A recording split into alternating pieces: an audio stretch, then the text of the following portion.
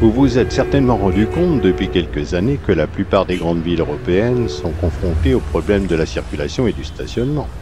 Un sujet sensible qui jusqu'à présent n'a pas trouvé de véritable solution.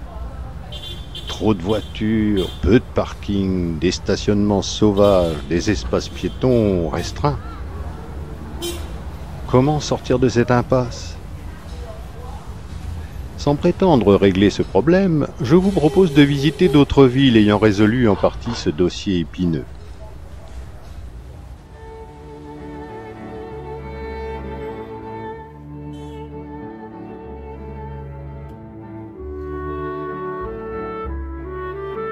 Venise, dont la situation géographique dans la lagune a permis à la ville de ne pas connaître les voitures mal stationnées, les poids lourds coincés dans les ruelles, les klaxons bruyants et le foisonnement des parcs-mètres.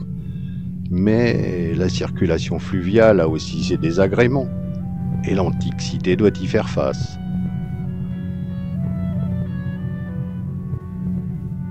Non, je vous entraîne plus loin, vers l'Extrême-Orient, dans l'Empire du Milieu.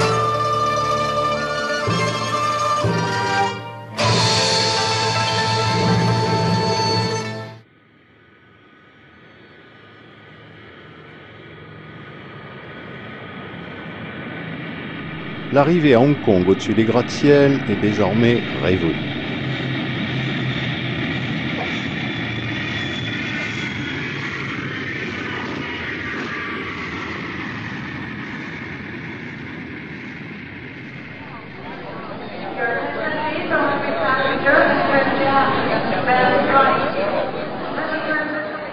Le nouvel aéroport est à 20 minutes par le RER local, rapide, entièrement automatique. Les quelques 40 stations sont annoncées en 3 langues, le mandarin, le cantonais et l'anglais. Ce ne sont pas les moyens de transport qui manquent à Hong Kong et on est vraiment étonné de voir dans cette ville à la fois insatiable et infatigable des ferries centenaires assuraient sans relâche le service passager entre l'île de Hong Kong et Kowloon. En même temps transitent en tous sens des navires de toutes sortes, des cargos, des porte-conteneurs, des paquebots, des yachts et même des voiliers. Quant aux jonques traditionnelles, autrefois très nombreuses, elles sont devenues une curiosité pour touristes dans cette modernité insolente.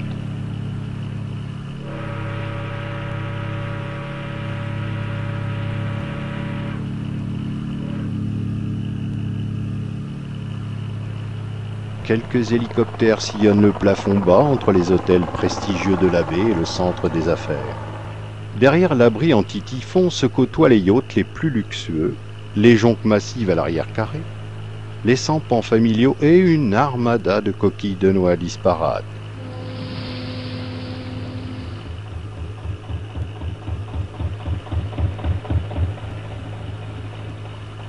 Les deux ethnies de cet amalgame flottant, les Hoko et les Tanka, sont relogés tant bien que mal dans des gratte-ciel à la périphérie de Hong Kong.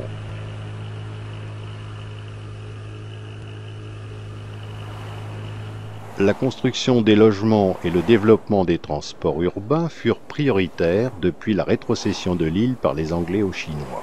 Les impôts sur les véhicules ont été considérablement augmentés afin d'encourager les transports collectifs. Aujourd'hui, peu de voitures privées passent d'un parking à un autre. Aucune voiture garée sur le bord de la chaussée. Voyez par vous-même à Hong Kong, aucune, c'est 0 voiture garée.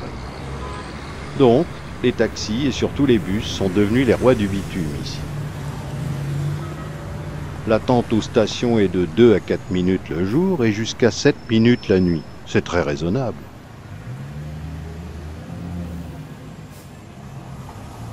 À l'intérieur des bus à étage, climatisation, écran plat de télévision et publicité sont de rigueur. Là aussi, chaque station est annoncée en 3 langues.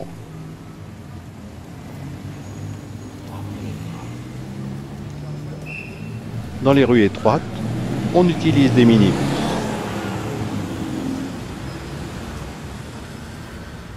Et pour le plus grand plaisir des nostalgiques, il reste ces tramways d'un autre âge.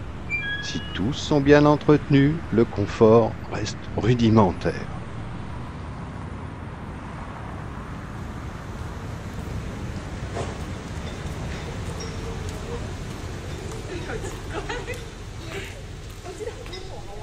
Quant aux piétons, sécurité oblige, il leur est parfois indiqué de quel côté regarder avant de traverser. À quelques pas, un calme relatif peut être trouvé dans les rues piétonnes de la trépidante Coulombe. Enfin, si vous êtes fatigué, le plus grand escalator du monde vous soulage d'une montée de 700 mètres. À moins que vous ne préfériez le funiculaire vers le pic Victoria.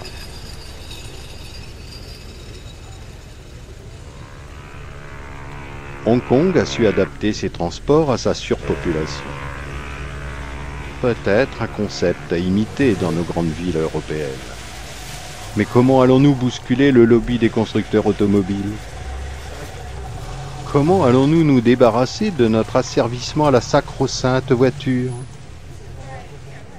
Comment allons-nous modifier la perception de nos loisirs, de nos libertés? Allons-nous devoir supporter encore longtemps les inconvénients de nos propres choix? Pas demain la veille du grand bouleversement, semble-t-il.